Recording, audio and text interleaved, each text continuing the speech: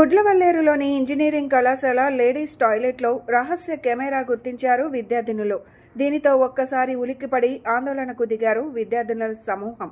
We want justice అంటూ గొంతెత్తి నినాదించారు విద్యార్థినులు. విషయాన్ని గౌప్యంగా ఉంచేందుకు ప్రయత్నం చేస్తున్నారు గుడ్లవల్లేరు ఇంజనీరింగ్ కళాశాల యాజమాన్యం. మీడియాకి సమాచారం అందకుండా ఎక్కడికక్కడ జాగ్రత్త పడి గేట్లు వేస్తున్నారు కళాశాల యాజమాన్యం. దీనిపై మరింత సమాచారం తెలియాల్సి ఉంది.